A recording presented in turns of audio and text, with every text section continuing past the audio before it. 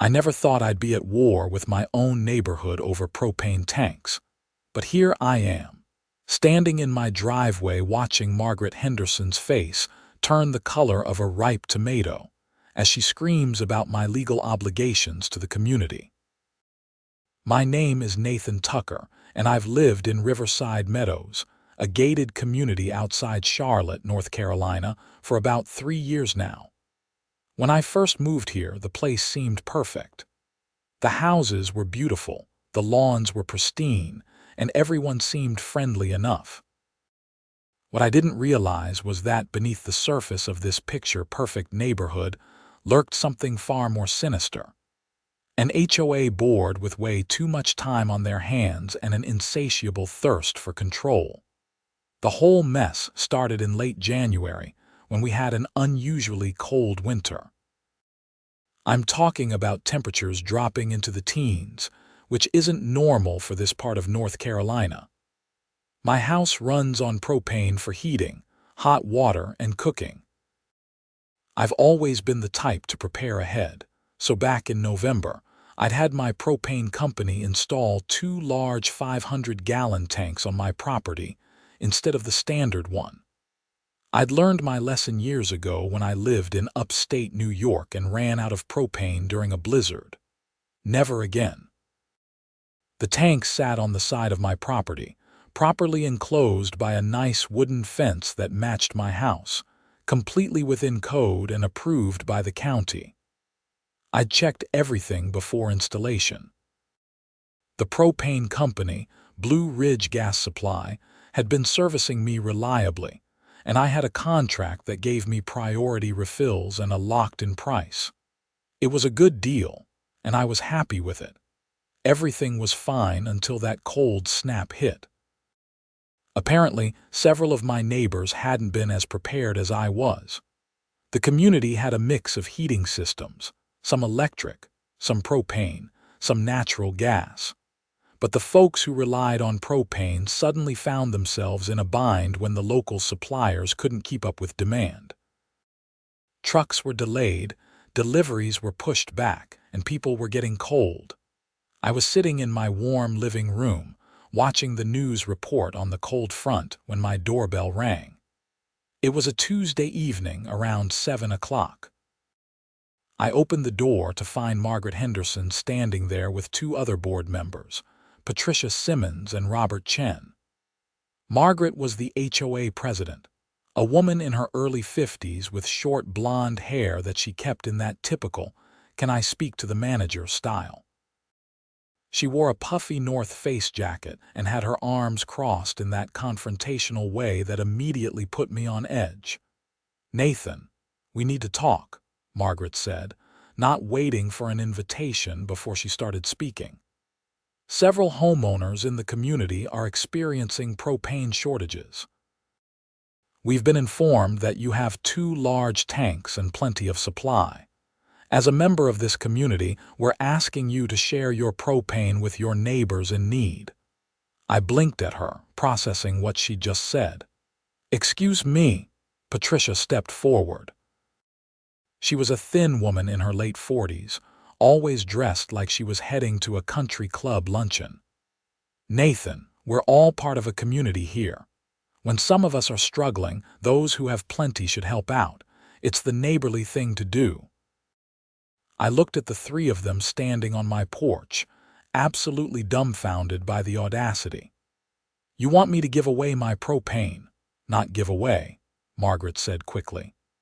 "We're suggesting that you allow your neighbors to connect to your tanks temporarily until the supply situation stabilizes. Perhaps share the cost." "My tanks are contracted through Blue Ridge," I said slowly. "I can't just let random people tap into my supply. That's not how it works.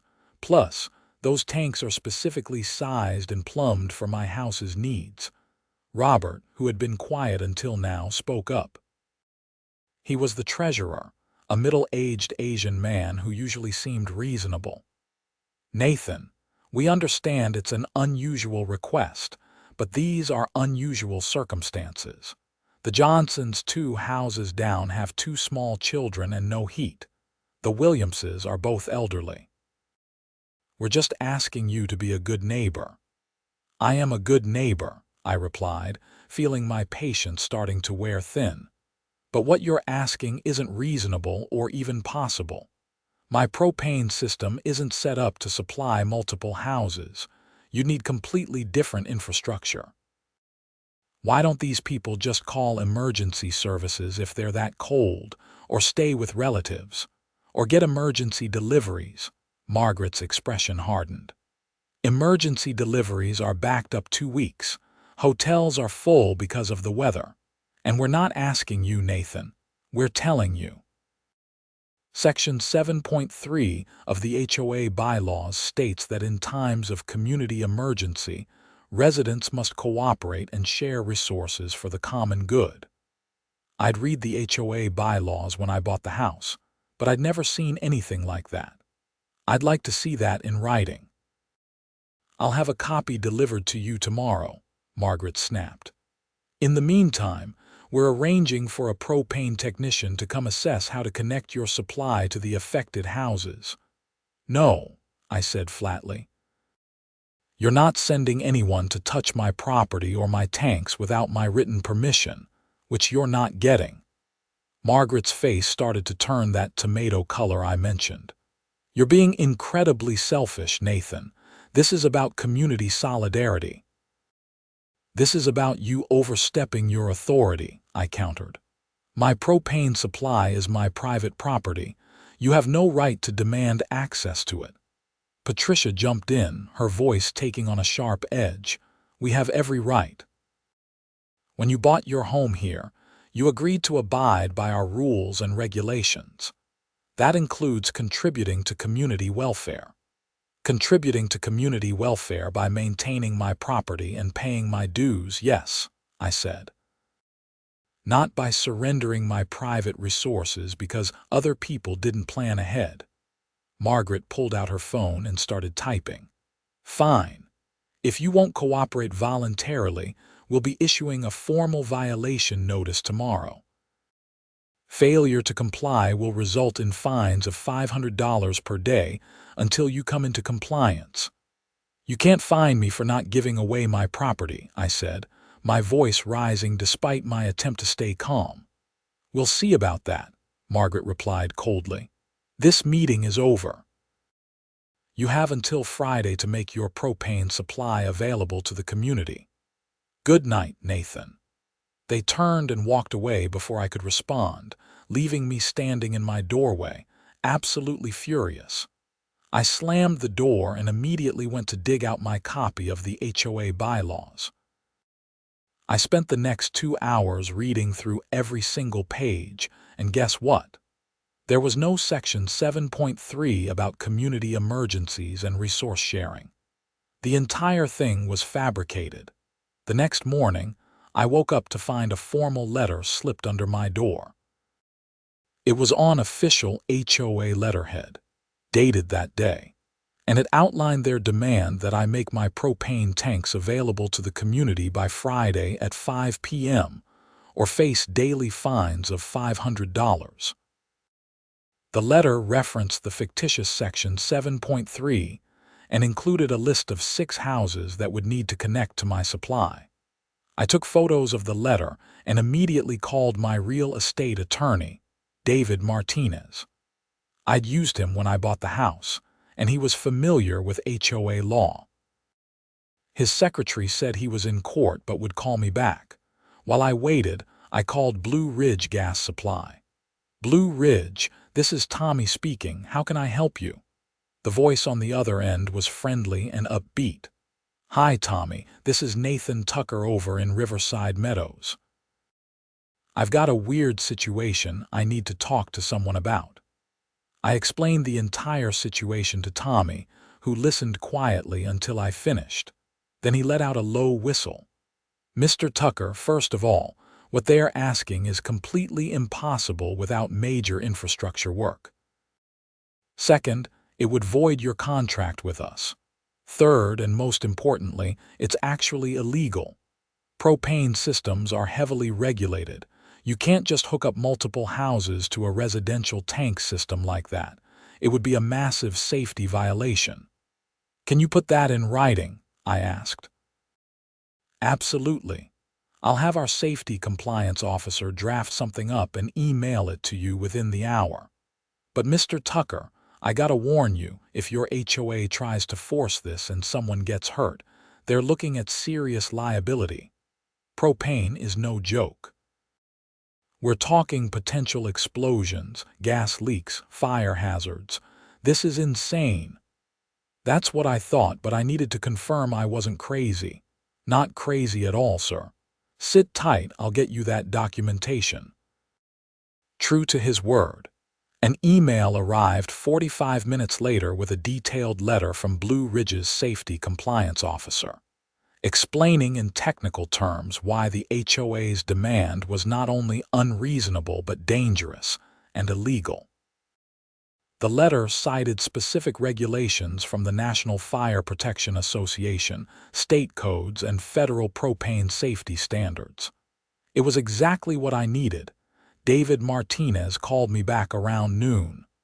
"Nathan, I got your message. What's going on?" I filled him in on the situation, reading him the HOA's letter. David listened, and I could almost hear him shaking his head through the phone. "Nathan, they're completely out of line. Not only is there no such provision in your HOA bylaws, but what they're demanding would be an unconstitutional taking of your private property. You can't be forced to surrender your personal resources like this. Did you get documentation from your propane company?" "Yep, just received it." "They confirmed it's illegal and dangerous." "Perfect. Here's what we're going to do. I'm going to draft a cease and desist letter to the HOA, informing them that their demand is rejected, that you will not be complying with any fines they attempt to levy, and that if they continue with this harassment, we'll pursue legal action. I'll include the propane company's safety documentation. I'll have it ready by end of business today and send it certified mail tomorrow." "Thank you, David. I really appreciate it." "No problem. But Nathan, be prepared for this to get ugly. HOA boards that overstep like this don't usually back down easily. They're not used to being challenged." He wasn't wrong. Friday came, and I obviously didn't comply with their absurd demand. At 5:30 p.m., my doorbell rang. It was Margaret again, this time with a different board member, Susan Crawford, a woman in her mid-40s who worked as a nurse and usually seemed pretty level-headed. "Nathan, you've failed to comply with the board's directive," Margaret said, holding up her phone like she was recording me. "As of this moment, you're being fined $500 per day. This will continue until you come into compliance. Margaret, I've had my attorney send you a cease and desist letter. You should have received it yesterday. What you're demanding is illegal, dangerous, and not supported by any provision in our HOA bylaws. There is no Section 7.3 about emergency resource sharing. You made it up." Susan looked at Margaret with surprise. "You said it was in the bylaws." "It's implied in the general community welfare provisions," Margaret said dismissively. "No, it's not," I said firmly. "And my propane company has confirmed that what you're asking would violate multiple safety codes and could result in serious injury or death. I'm not going to be responsible for someone's house exploding because you're on a power trip." Margaret's face went red again. "Your selfishness is appalling, Nathan. People are suffering while you sit in your warm house with more than enough to share. People are suffering because they didn't prepare adequately, and that's not my responsibility," I shot back. "I planned ahead. I invested in extra capacity. If others didn't, that's on them. And frankly, if people are genuinely in danger from the cold, they should go to emergency shelters or warming centers. The city has several set up for exactly this situation." "Those places are for the homeless," Margaret said with disgust. They're for anyone who needs them, I corrected. But this whole conversation is pointless. I'm not complying with your illegal demand, I'm not paying your fraudulent fines, and if you continue harassing me, I'll pursue legal action. Now please leave my property. Margaret looked like she wanted to argue more, but Susan touched her arm. Come on, Margaret, let's go. They left, but I could see the fury in Margaret's eyes. This wasn't over the next week, things escalated. I received daily fine notices slipped under my door, each one adding $500 to my supposed balance. After 7 days, they claimed I owed $3,500. I documented everything, took photos, and forwarded it all to David. But the fines weren't the worst part. Margaret started a whisper campaign in the neighborhood. Suddenly, I was the villain of Riverside Meadows. When I went to get my mail, neighbors who had always been friendly would turn away or give me cold stares. Someone left a note on my windshield calling me a selfish jerk. The Johnsons, the couple with 2 small children that Margaret had mentioned, stopped by one evening. Sarah Johnson stood at my door, looking tired and frustrated. Nathan, I know things are complicated with the HOA, but is there any way you could help us out? Even just a little propane. The kids are so cold. I felt bad, I really did, but I also knew where this was going. Sarah, I'm sorry you're having trouble, but what the HOA is asking isn't just unreasonable. It's dangerous. My system can't safely supply multiple houses, but I can give you the number for the emergency warming center on Morrison Street. They have family rooms and it's warm. We're not going to a shelter, she said, offended. We're not homeless. It's not just for homeless people, it's for anyone affected by the cold, I explained. They have private family areas, food, everything you need. Just forget it, she snapped. I can't believe you won't help your own neighbors. She stormed off, and I felt a mix of guilt and frustration. I wasn't the bad guy here, but Margaret was successfully painting me as one. The following Monday, things got worse. I came home from work to find a truck from a different propane company, Piedmont Propane Services, parked in my driveway. 2 technicians were examining my tanks. I parked and jumped out of my car. Hey, what are you doing? One of the techs, a guy in his 30s with a Piedmont uniform, looked up. We were hired by the HOA to assess connecting these tanks to neighboring properties. I never authorized anyone to touch my property, I said, pulling out my phone. You need to leave immediately. The HOA said they had authority, the other tech said, looking uncertain. They don't. These are my private tanks under contract with Blue Ridge Gas Supply. You're trespassing. The first tech held up his hands. Look, man, we don't want any trouble. We're just doing the job we were hired for. Well, the person who hired you lied. Leave now or I'm calling the police. They looked at each other, shrugged, and started packing up their tools. You'll need to take it up with the HOA. They're the ones who called us. As they left, I immediately called Blue Ridge to report the incident, then called David Martinez. David was furious when he heard what happened. That's trespassing and attempted tampering with your property. Nathan, I think it's time we go on the offensive. I'm going to file a restraining order against the HOA to prevent any further harassment or attempted access to your property. And I think we should sue for harassment and defamation, especially if she's been spreading rumors about you. Do it, I said. I was done playing defense. The next day, I had to work from home because I was expecting the process server. David had moved fast and already had the paperwork ready. At around 11 a.m., I saw Margaret's car pull up outside. She was meeting with Patricia Simmons across the street. Perfect timing. The process server arrived 20 minutes later, and I watched from my window as he approached Margaret and handed her the papers. I couldn't hear what was said, but her face was priceless. She looked at the papers, then up at my house. her expression a mixture of shock and rage. She started shouting, gesturing wildly, but the process server calmly walked back to his car and drove away. My phone rang 5 minutes later. It was Margaret. "You're suing the HOA," she shrieked before I could even say hello.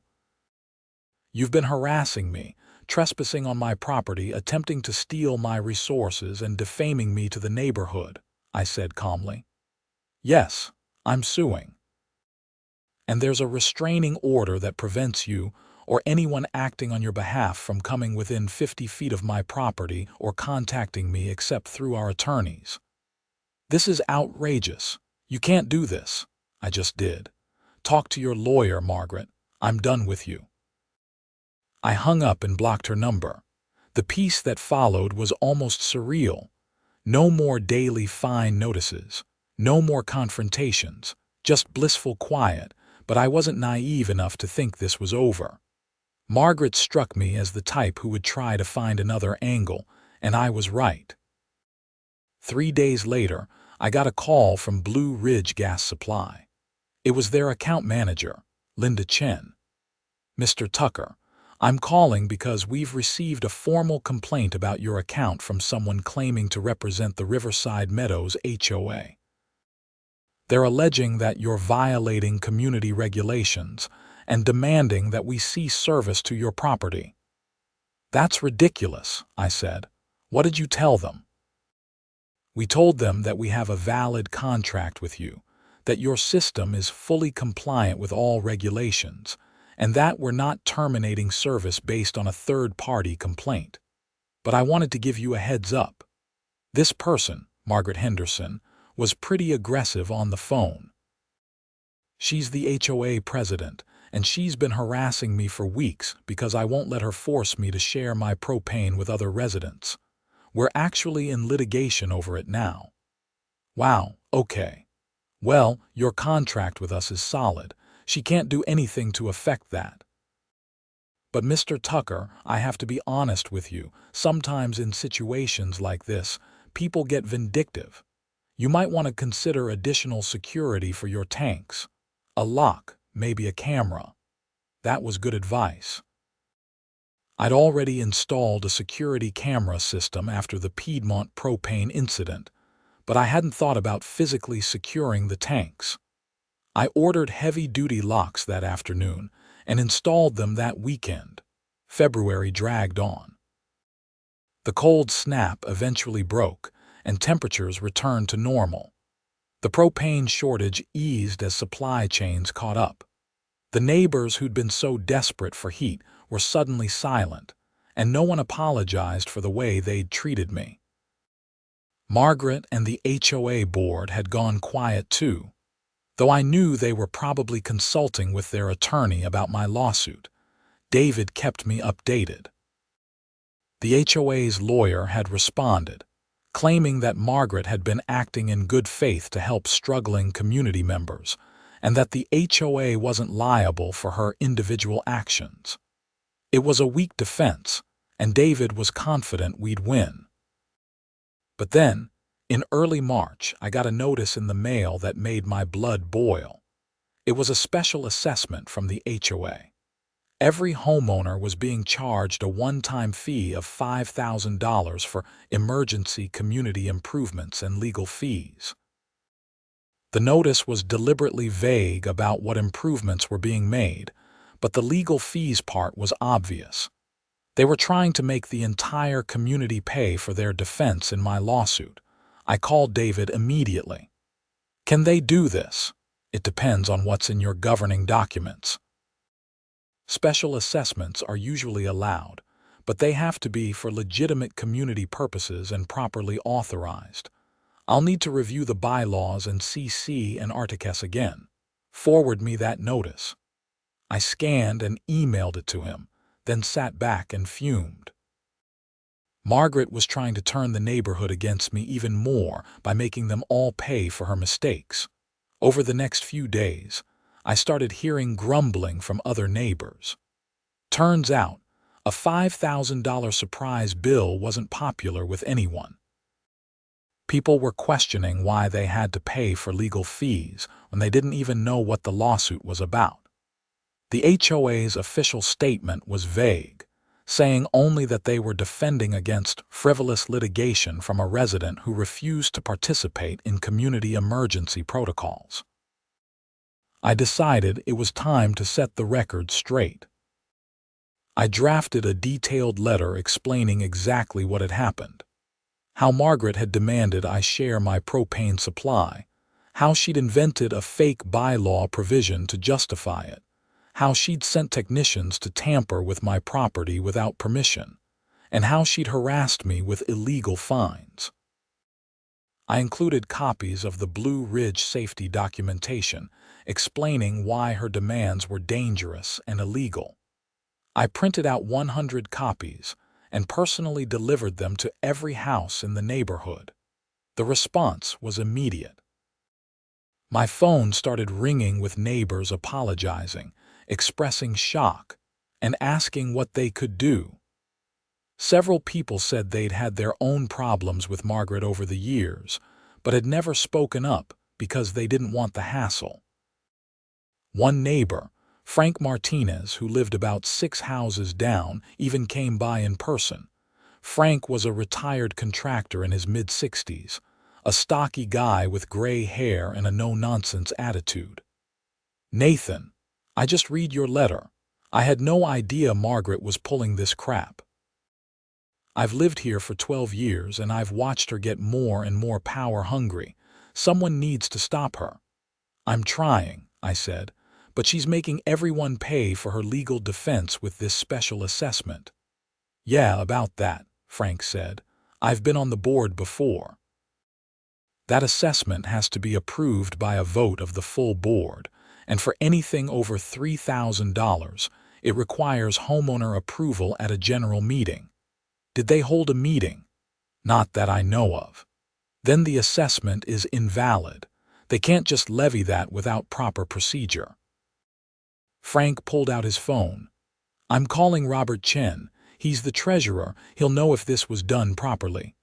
I listened as Frank called Robert and put him on speaker. Robert sounded stressed when he answered. "Frank, hey, what's up?" "Robert, this special assessment notice, was this properly approved?" There was a long pause. "Frank, I advised against it. Margaret pushed it through with just her and Patricia voting. I abstained. She said we had authority to do it under emergency provisions." "There are no emergency provisions for special assessments," Frank said flatly. "You know that, Robert. This is completely improper." "I know," Robert said quietly. "Look, Margaret's out of control. She's been making decisions without full board input for months. I've been thinking about resigning." "Don't resign," Frank said. "We need people with sense on that board, but you need to stand up to her. This has gone too far." After Frank left, I felt a glimmer of hope. Maybe the neighborhood was finally waking up to what Margaret was really like. 2 days later, there was an emergency HOA meeting called. The agenda was simply listed as discussion of recent issues and special assessment. I wasn't planning on going since Margaret had a restraining order keeping her away from me, but the meeting was at the community center, which was technically neutral ground. David advised me to attend. "Let her see that you're not backing down," he said. "And if she violates the restraining order, we document it." The community center was packed when I arrived. Nearly every household had sent someone. The tension in the room was palpable. Margaret sat at the front table with Patricia, looking defiant. Robert sat at the far end, looking uncomfortable. Susan Crawford, the nurse who'd been with Margaret during one of her visits to my house, sat in the audience rather than at the board table. Interesting. Frank Martinez stood up before Margaret could even call the meeting to order. "Before we start, I want to make a motion to remove Margaret Henderson as HOA president for overstepping her authority and mismanaging community affairs." The room erupted. People started talking over each other, some supporting the motion, others confused about what was happening. Margaret banged a gavel. That motion is out of order. This meeting hasn't officially started. Then let's start it officially and I'll make the motion again, Frank shot back. Margaret's face was red, but she went through the formalities of calling the meeting to order. The second she finished, Frank stood up again. I move to remove Margaret Henderson as president and from the board entirely for the following reasons: fabricating HOA bylaws, harassing homeowners, authorizing trespassing on private property, improperly levying fines, and issuing an unauthorized special assessment without proper homeowner approval. I have documentation supporting all of these charges. Second, called out at least 5 different voices, Margaret looked panicked. You can't do this. You need cause and you need proper procedure. We have cause, Frank said. Plenty of it. And the procedure for removing a board member is a simple majority vote of homeowners present at a properly noticed meeting. This meeting was properly noticed. Let's vote. I object to this entire process, Margaret said, standing up.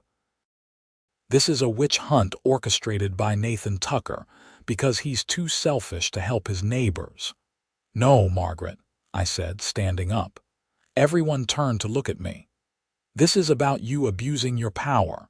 You demanded I surrender my private property based on a provision you invented. When I refused, you harassed me, trespassed on my property, and tried to fine me thousands of dollars. You did all of this without board approval or legal authority. And now you're making everyone in this neighborhood pay for your mistakes with an illegal assessment. Everything I did was for the good of the community, Margaret shouted. People were cold, families were suffering, and you sat there in your warm house doing nothing. I sat there in my warm house because I planned ahead and invested in my own infrastructure, I replied. What you asked was impossible and illegal. My propane company documented that connecting my tanks to multiple houses would violate safety codes and could cause explosions. You didn't care about that because you were more concerned with looking like a hero than with actually helping anyone. Sarah Johnson, the mother who'd come to my door weeks earlier, stood up. Is that true? It really would have been dangerous. Yes, I said. I can show you the documentation from Blue Ridge Gas Supply. They cite specific safety regulations. Margaret didn't care about safety. She just wanted to control my property. The room broke into conversations again. People were angry, confused, demanding answers. Margaret tried to regain control, but she'd lost the room. Robert Chen stood up. I'd like to say something. As treasurer, I advised Margaret multiple times that her actions regarding Nathan Tucker were inappropriate and likely illegal. I also told her the special assessment couldn't be issued without a homeowner vote. She ignored me. Everything Nathan is saying is true. Patricia Simmons had been quiet, but now she spoke up, her voice shaky. Margaret told us that the bylaws supported her decisions. She said she'd checked with a lawyer. Did you ever see documentation from that lawyer? Frank asked. Patricia hesitated. No, I trusted her. Let's vote, someone called from the back. Margaret tried one more time to stop it. This is completely improper. I'll be contacting our attorney about this kangaroo court. The attorney that we're all paying for with an illegal assessment, Frank said. Vote time. All in favor of removing Margaret Henderson from the board, raise your hands. I'd estimate at least 80% of the hands in the room went up. It wasn't even close. Motion passes, Frank said. Margaret, you're done. Please leave the board table. Margaret stood there for a moment, her face cycling through various shades of red and purple. Then she grabbed her bag and stormed out of the community center, slamming the door behind her. Patricia Simmons looked like she wanted to follow but stayed seated. The meeting continued with Frank temporarily taking over as acting president. The first order of business was rescinding the special assessment, which passed unanimously. The second was formally apologizing to me for the board's misconduct, which also passed unanimously. Robert moved to authorize payment from HOA funds for any legal fees I'd incurred defending myself, but I declined. "I appreciate the gesture," I said, "but I'm going to see my lawsuit through. The HOA as an entity needs to be held accountable for what happened, not just Margaret personally." "This can't happen to someone else down the line," Frank nodded. "Fair enough, but know that you have this community support." After the meeting, dozens of neighbors came up to apologize. The Johnsons apologized for being cold to me. Other neighbors I barely knew apologized for believing Margaret's lies. It felt good to be vindicated, but I was also exhausted from the whole ordeal. Over the next few weeks, life in Riverside Meadows started to return to normal. A new board was elected, with Frank as president, Robert staying on as treasurer, and several new members who seemed reasonable. The HOA's attorney contacted David to discuss settling my lawsuit. They offered to pay my legal fees, issue a formal public apology, and make a payment of $10,000 for the harassment I'd endured. David negotiated them up to $25,000, and I accepted. The lawsuit was settled in late April. But here's where things get really interesting, because Margaret wasn't done yet. In early May, I got a call from Tommy at Blue Ridge Gas Supply. "Mr. Tucker, I've got some weird news for you. Someone's been calling around to different propane suppliers trying to get information about your account and your tanks. Let me guess, Margaret Henderson didn't give a name, but it was a woman claiming to be from the HOA. Wanted to know about your contract terms, your usage, how much you pay. We obviously didn't give out any information, but she called 3 times. Thought you should know." "Thanks for the heads up, Tommy." I called David and told him about the calls. "She's violated the settlement agreement," David said. "We included a provision that she and the HOA would cease all harassment. This counts. What can we do? Document it. If it continues, we can go back to court for enforcement." I thanked him and hung up, then sat thinking, what was Margaret's end game here? She'd been removed from the board. The HOA had settled with me, and she'd been publicly humiliated. What more could she possibly do? I got my answer a week later when I came home from work to find a notice from the county zoning department stuck to my door. It was a complaint alleging that my propane tanks violated setback requirements and were a safety hazard to neighboring properties. The complaint requested an immediate inspection and possible removal of the tanks. I knew immediately who had filed it: Margaret. I called the zoning department the next morning and spoke with an inspector named Dale Warren. "Mr. Tucker, we received a complaint about your property. I need to schedule an inspection to verify compliance with county codes." "That's fine," I said. "But I should tell you, those tanks were professionally installed by a licensed company, and they were inspected and approved when they were put in 3 years ago. I have all the documentation." "Good. Bring that with you when I come out. How about tomorrow at 10 a.m.? Dale showed up right on time the next day. He was a middle-aged guy with a clipboard and a no-nonsense attitude. I showed him the tanks, the installation records, the inspection certificates, everything. "Mr. Tucker, these tanks are completely compliant," Dale said after about 20 minutes of measuring and checking. "They meet all setback requirements, they're properly grounded and bonded, and the installation was done correctly. Whoever filed this complaint wasted everyone's time." "Can I ask who filed it?" Dale checked his paperwork. "A Margaret Henderson. She claimed to be representing the HOA, but when I called the HOA to verify, they said she wasn't authorized to speak for them. She was the former HOA president. She's been harassing me for months." Dale sighed. "Yeah, we get that sometimes. People use the county to settle personal vendettas. I'll close this complaint as unfounded. If she files again, we'll start treating it as harassment. Can I get a copy of your report? Sure thing. Dale wrote out a brief inspection summary and signed it, then handed me a copy. You're all good, Mr. Tucker. Sorry for the hassle. After Dale left, I scanned the report and emailed it to David. She's at it again. David called me within an hour. Nathan, I think it's time we pursue harassment charges.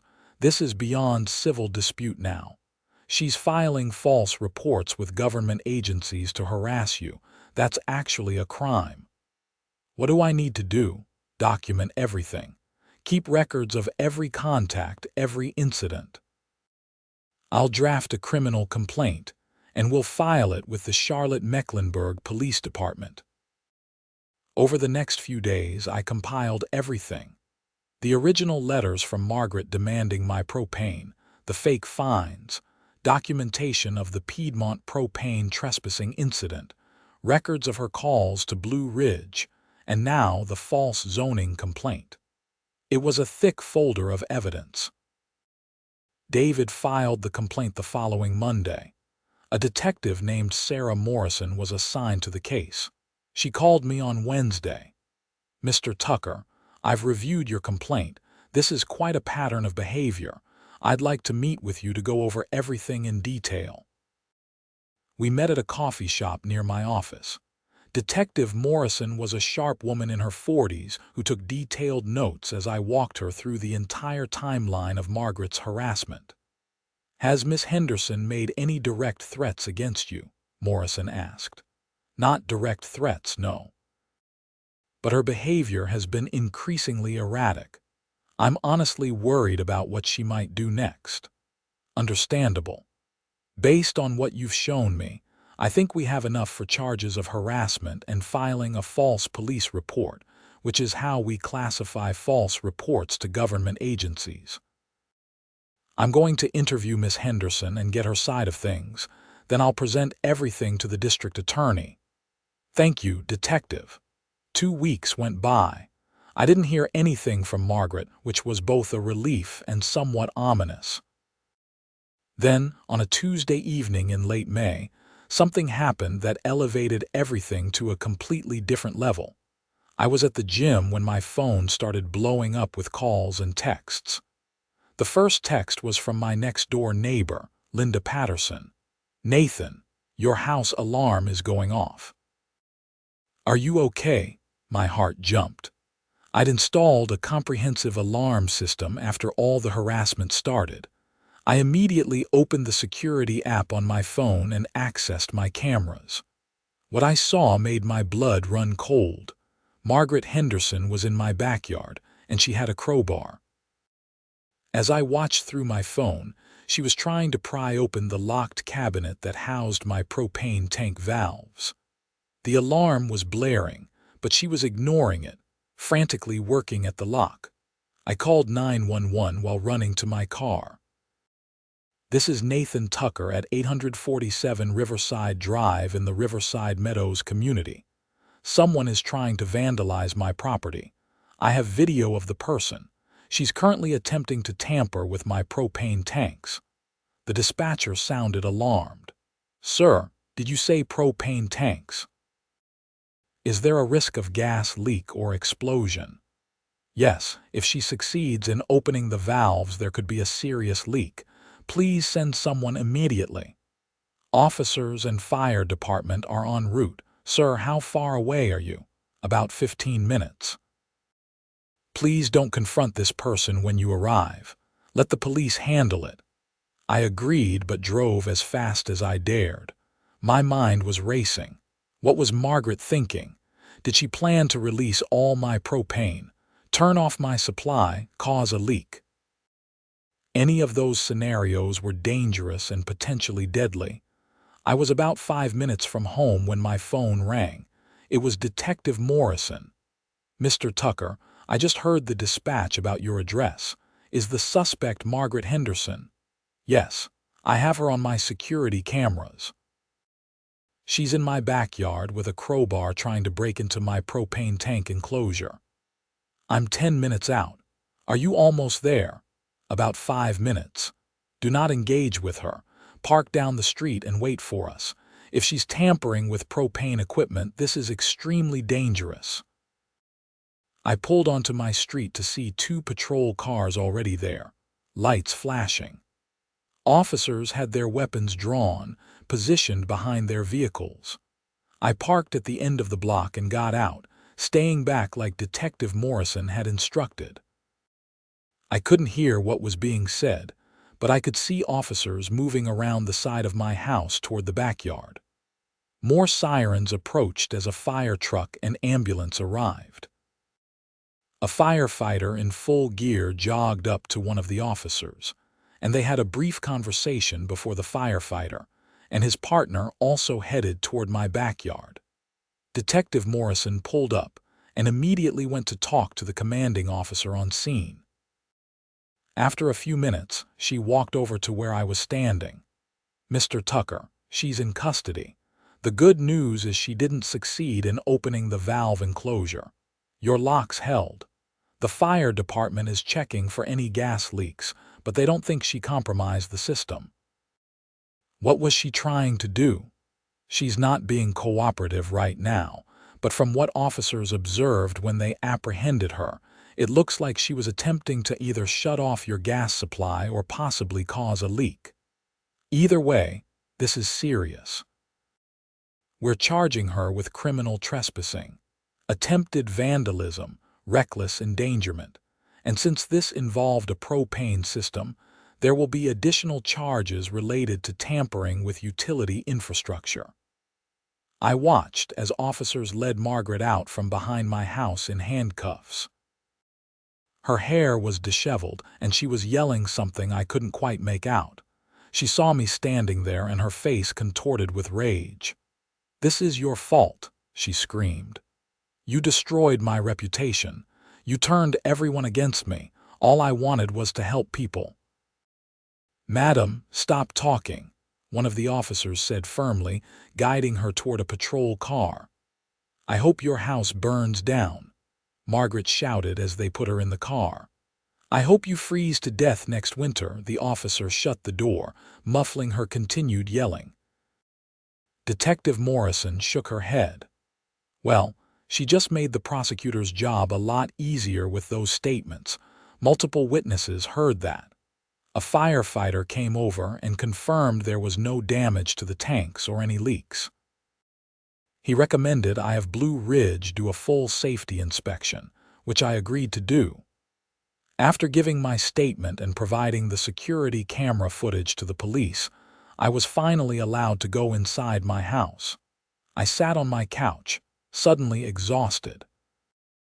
The alarm was still ringing in my ears, even though it had been turned off.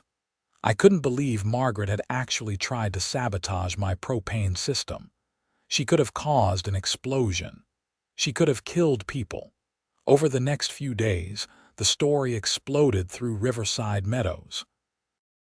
Margaret had been arrested for trying to vandalize my property in a way that could have endangered the entire neighborhood. People who had supported her during her time as HOA president were horrified. Patricia Simmons actually called me to apologize, crying as she said she had no idea Margaret was so unstable. Blue Ridge sent out a technician who did a complete inspection of my system. Everything was fine, but Tommy, who came out personally, seemed shaken. "Mr. Tucker, if she'd managed to open those valves and release propane, depending on how quickly it spread and whether there was an ignition source, we could have been looking at a major fire or explosion. This isn't just vandalism. This is like attempted mass murder." I hadn't thought of it in those terms, but he was right. Propane leaks don't just affect one house. Gas can spread, pool in low areas, seep into other structures. One spark and it could have been catastrophic. The legal process moved forward. Margaret was arraigned and released on bail, with a condition that she stay away from me and my property.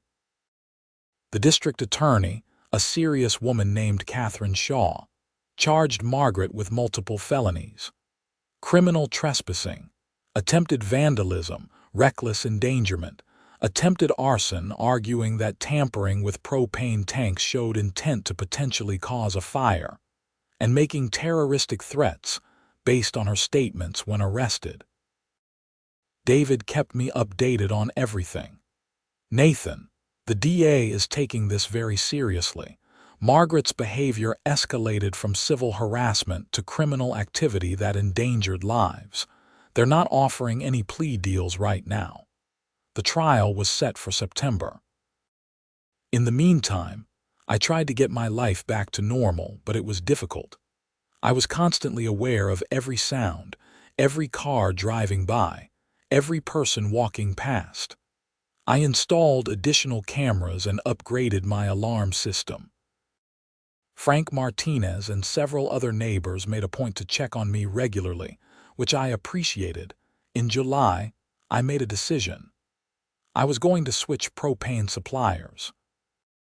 Not because of anything Blue Ridge had done wrong. They'd been fantastic throughout this whole ordeal, but because I wanted a fresh start. I also wanted a different tank configuration, something that would be easier to secure and monitor. I called Blue Ridge and explained my decision to Tommy. "I completely understand, Mr. Tucker. Given everything that's happened, I don't blame you for wanting a change. Can I ask who you're switching to?" "Actually, I'm going with a larger regional supplier called Summit Energy Solutions. They've offered to install a single larger tank that's more efficient and has better security features. It's nothing against you guys, you've been great. Hey, no offense taken. Business is business. We'll need to remove our tanks and close out your account. When do you want to schedule that?" "The new company is installing their tank next week. Can you guys come get yours the same day? I want a seamless transition." "Sure thing. We'll coordinate with them." The installation was scheduled for Tuesday morning. Summit Energy Solutions was sending a full crew to install their 1,000-gallon tank, which would be more than enough for my needs, and then some. The old tanks would be emptied and removed the same day. On Monday evening, I got a notification from my security system. Someone was approaching my backyard. My stomach dropped. Was Margaret violating her bail conditions? I pulled up the camera feed and relaxed slightly. It wasn't Margaret. It was Patricia Simmons, walking hesitantly toward my back door. I went out to meet her. "Patricia, what are you doing here?" She looked nervous and embarrassed. "Nathan, I need to talk to you. It's about Margaret." "Okay, but let's talk out front. I'm not comfortable with people in my backyard anymore." We walked around to my front porch and sat on the steps. Patricia twisted her hands together, clearly struggling with what she wanted to say. "I visited Margaret today. She's not doing well. The legal stuff, the ostracism from the neighborhood, it's broken something in her. She's been saying some concerning things." "What kind of things?" "She's obsessed with your propane tanks. She keeps talking about how you're going to get away with everything because you have resources that other people don't. She's convinced that if she can just prove your tanks are dangerous or illegal, somehow she'll be vindicated." "Patricia, she's facing felony charges for trying to vandalize my property. She made terroristic threats. There's no vindication coming." "I know that, and you know that, but she doesn't see it that way. Nathan, I think she might try something again. I know she's not supposed to come near you, but she's not rational right now." "Did she say she was planning something specific?" "No, but the way she was talking scared me. I thought you should know." I thanked Patricia for the warning and went inside to call Detective Morrison. She took the information seriously. "I'll contact her bail bondsman and have her terms modified to include electronic monitoring, and I'll send a patrol car by your address more frequently." "Mr. Tucker, is there somewhere else you could stay until the trial?" "No," I said firmly. "This is my home. I'm not being driven out of it. I understand. Just be careful. The next morning, Summit Energy arrived right on time. There were 4 technicians with a crane truck to install the new tank and a smaller truck to handle the plumbing and electrical work. Blue Ridge showed up an hour later to drain and remove the old tanks. It was actually fascinating to watch. The Summit crew worked with precision, excavating the space for the new tank, setting it in place, connecting all the lines. The project manager, a guy named Carlos, walked me through every step. "Mr. Tucker, this tank has integrated security features. The valve system can only be accessed with a special key that we'll give you 2 copies of. There's also a pressure monitoring system that will alert both you and us if there's any unusual pressure drop that could indicate a leak or tampering. And the tank itself is anchored in concrete, so no one's moving or tipping it." "That's exactly what I needed," I said. While the Summit team worked on the new installation, the Blue Ridge crew drained the old tanks. Tommy supervised the process.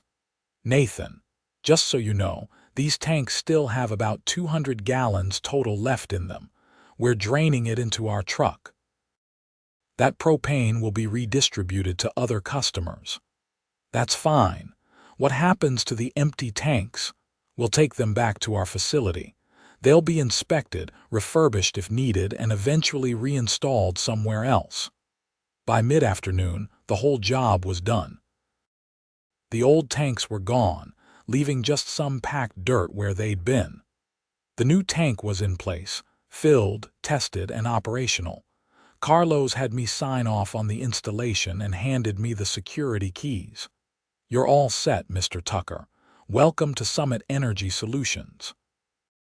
After everyone left, I stood in my backyard looking at the new setup.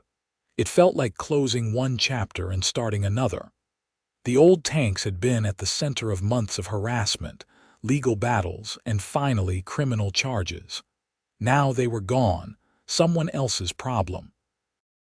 Or rather, no one's problem, since they were just empty metal containers now. I took some photos of the new tank and texted them to Frank Martinez with the caption, "New propane setup installed. Fresh start." He texted back, "Looks good. Hopefully this is the end of the propane saga." I hoped so too. The next few weeks were quiet. Margaret's trial was approaching, and according to David, the prosecution had a strong case. My security camera footage showing her with a crowbar trying to break into the tank enclosure, combined with her statements when arrested and the testimony of multiple police officers and firefighters, made conviction likely. In late August, I got a call from Ada Catherine Shaw.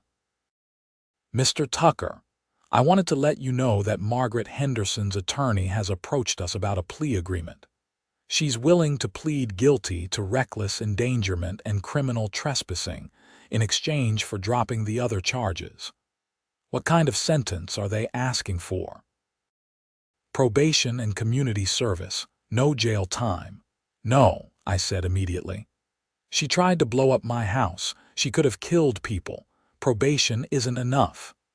"I understand your feelings, Mr. Tucker, and I'm inclined to agree, but I wanted to get your input before responding. We're going to reject the plea and proceed to trial." "Thank you." The trial began on September 15th. It was held at the Mecklenburg County Courthouse in downtown Charlotte. I'd never been involved in a criminal trial before, and the whole experience was surreal. The prosecution laid out their case methodically. They showed the security camera footage of Margaret in my backyard with a crowbar. They called the responding officers who testified about what they observed and what Margaret said when arrested. They called the fire department battalion chief, who explained the dangers of tampering with propane systems. They called Tommy from Blue Ridge, who testified as an expert witness about propane safety. And they called me. I spent 3 hours on the witness stand, walking through the entire timeline of Margaret's harassment, From her initial demand that I share my propane supply through all the escalating incidents leading to her attempted vandalism. Margaret's defense attorney, a slick guy named Preston Walsh, tried to paint her as someone who'd had a mental health crisis brought on by the stress of trying to help her community during a weather emergency. He suggested that I'd been unreasonable in refusing to help my neighbors, and that Margaret had just been trying to do the right thing. But the prosecution destroyed that narrative on cross-examination. Ada Shaw systematically went through every decision Margaret had made, fabricating HOA bylaws, authorizing trespassing on my property, levying illegal fines, filing false government complaints, and finally attempting to vandalize my propane system. These weren't the actions of someone having a momentary crisis. They were a pattern of escalating harassment and abuse of power. The jury deliberated for less than 4 hours. They found Margaret guilty on all counts: criminal trespassing, attempted vandalism, reckless endangerment, and making terroristic threats. The attempted arson charge was dropped due to insufficient evidence of intent, but the other convictions were more than enough. Sentencing was scheduled for October 15th. In North Carolina, the charges Margaret was convicted of carried potential prison time of up to 5 years, though actual sentences varied widely based on circumstances and the judge's discretion. I attended the sentencing hearing.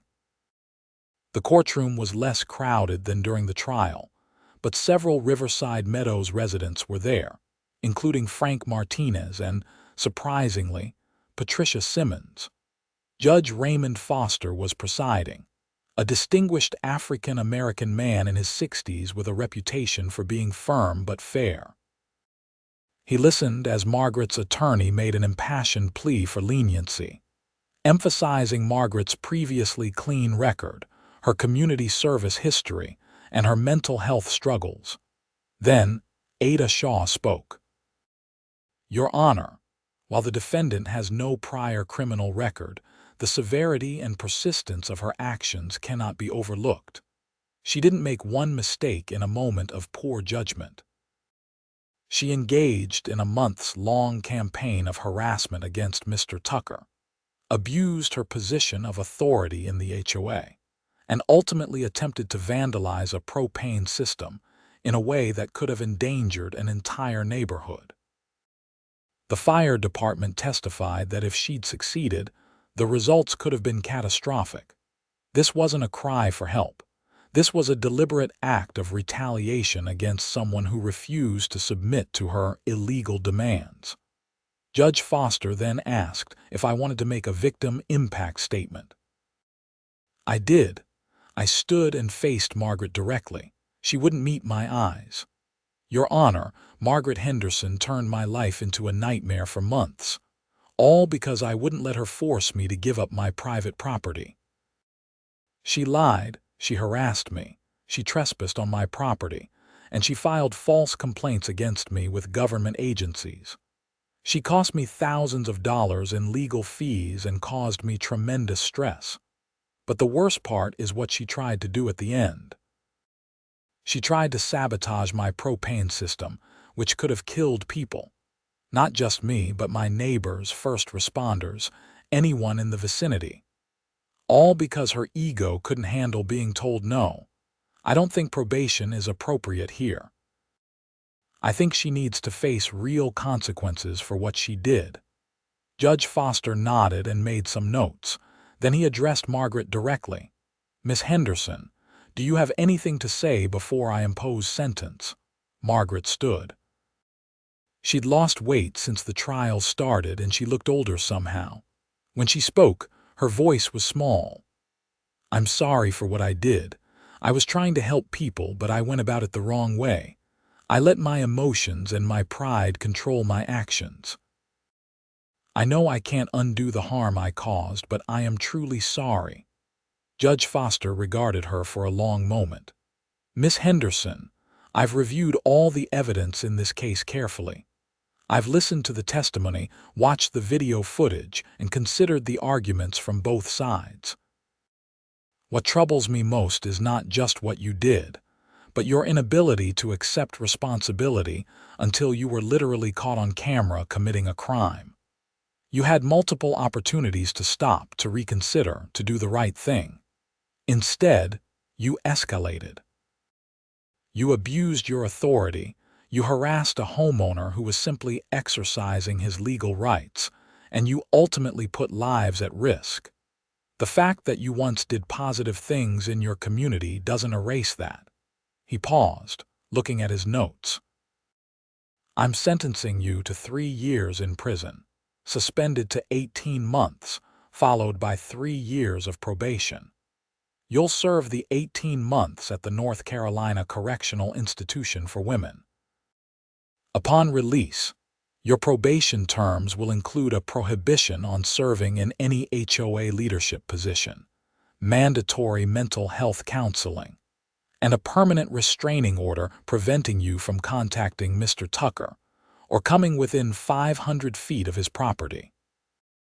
You'll also pay restitution to Mr. Tucker in the amount of $15,000 to cover his expenses related to your harassment and the costs of his new security system. Margaret started crying. Her attorney put a hand on her shoulder. Judge Foster continued.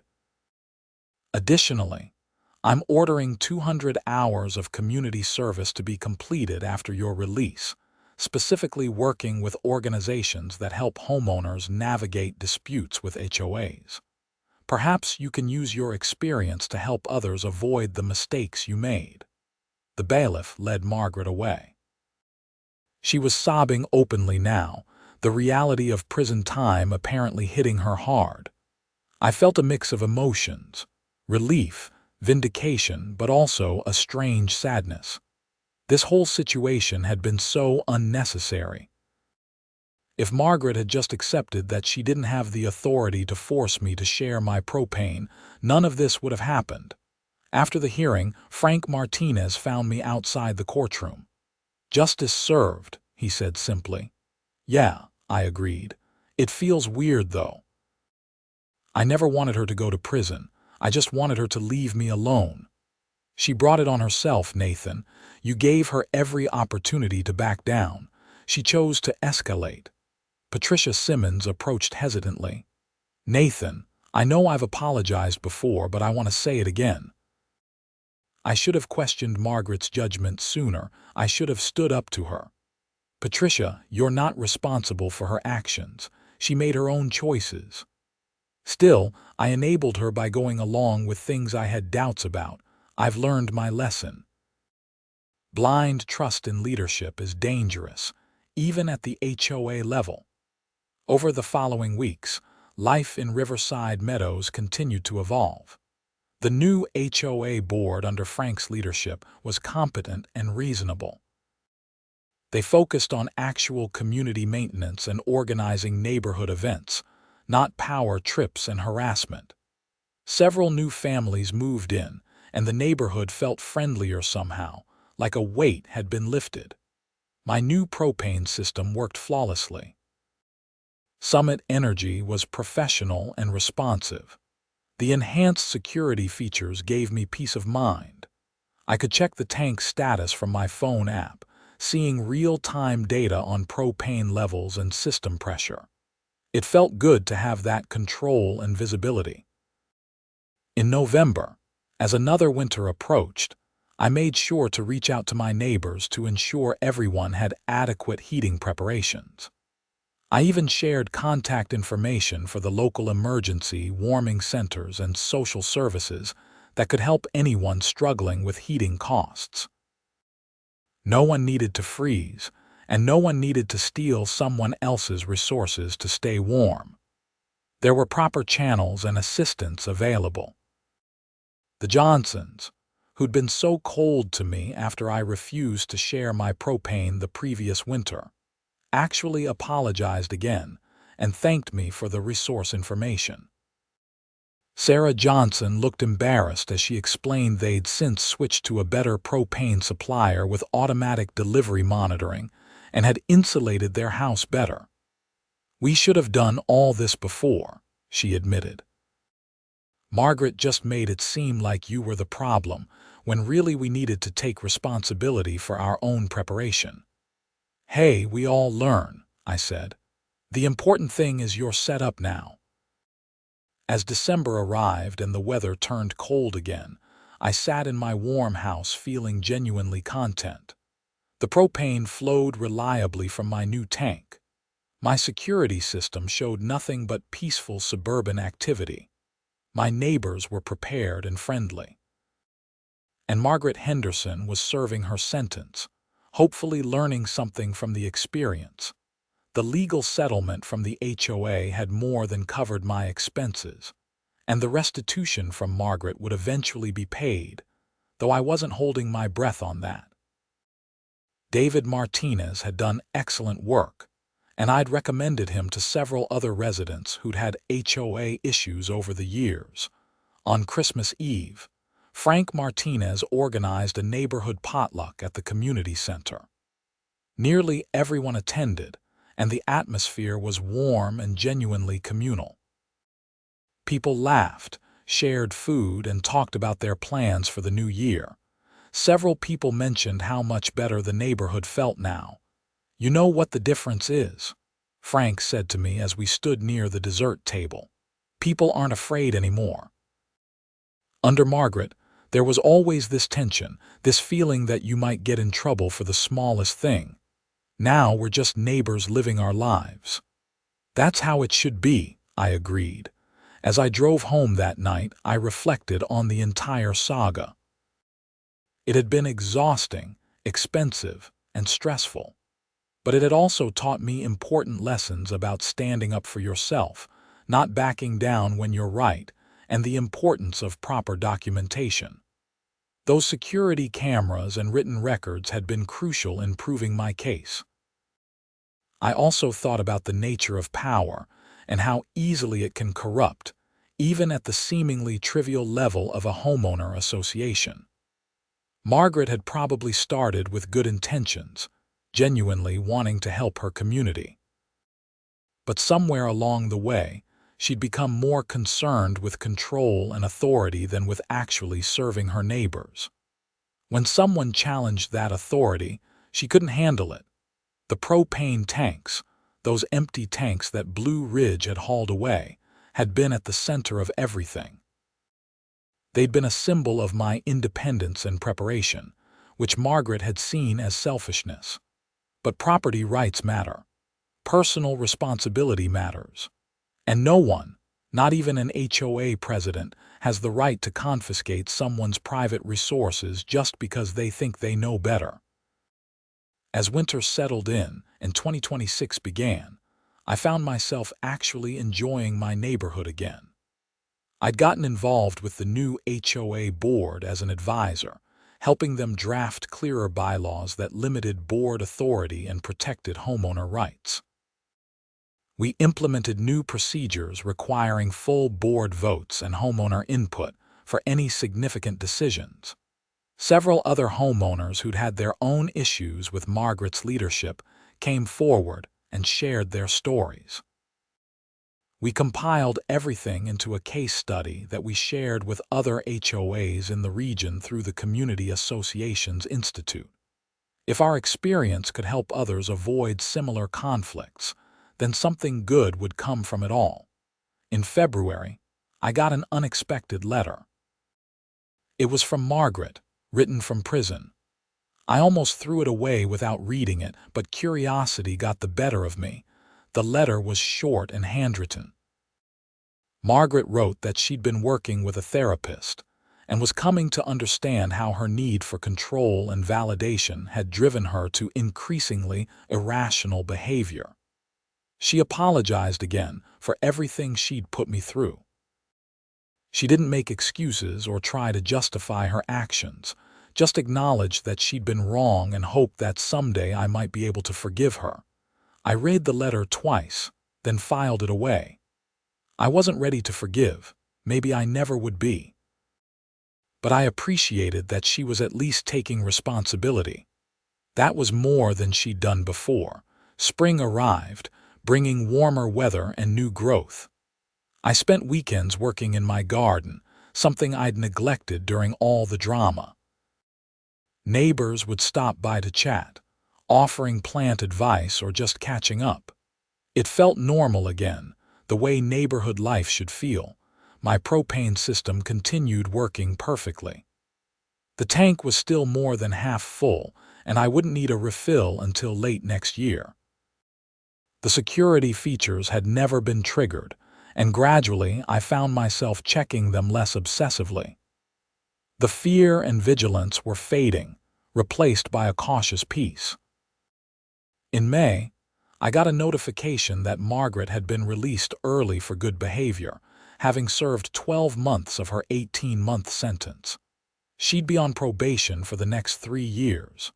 I immediately checked that my restraining order was still active and current. It was. I never saw her around the neighborhood. I heard through the grapevine that she'd moved to a different part of Charlotte and was working as a customer service representative for an insurance company. Patricia Simmons, who'd stayed in touch with her, said Margaret seemed genuinely changed by the experience, more humble and self-aware. I hoped that was true, but I had no desire to verify it personally. By summer, the whole propane saga felt like ancient history. When new neighbors moved in across the street, a young couple with a baby, I welcomed them warmly and gave them a rundown of the neighborhood, including a heavily edited version of the previous HOA drama as a cautionary tale about the importance of balanced leadership. The husband, a software engineer named Tom, laughed. "Man, and I thought our last HOA was bad because they complained about our mailbox color. That's next level crazy." "Yeah, it got pretty intense," I admitted, "but we've got good people running things now. Frank Martinez is the president, and he's great. Keeps things running smoothly without turning into a dictator." Life continued on. Seasons changed. The neighborhood thrived under reasonable leadership. My house stayed warm in winter and cool in summer, powered by my properly secured propane system. And I never, not even for a moment, regretted standing up to Margaret Henderson and refusing to give in to her unreasonable demands. The empty tanks were long gone, redistributed and repurposed elsewhere. But the principle they'd represented, the right to control your own property and make your own decisions, remained. That was what I'd fought for, and that was what I'd won. Sometimes late at night, when I was checking my security system before bed, I'd look at the camera view of my propane tank, sitting securely in its concrete pad, locked and monitored and mine. And I'd think about how close things had come to disaster, how Margaret's obsession had nearly led to an explosion that could have killed people. But it hadn't. The system had held. The law had worked. Justice had been served. And I was still here in my home, living my life on my terms. That, in the end, was all that mattered.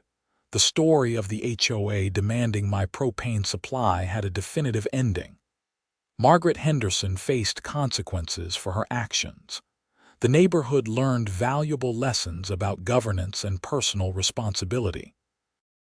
And I learned that sometimes standing your ground, even when it's difficult and everyone seems against you, is the right thing to do. The propane tanks were empty when they left my property, just as the settlement had left Margaret's schemes empty and exposed. There was a poetic justice in that, I thought.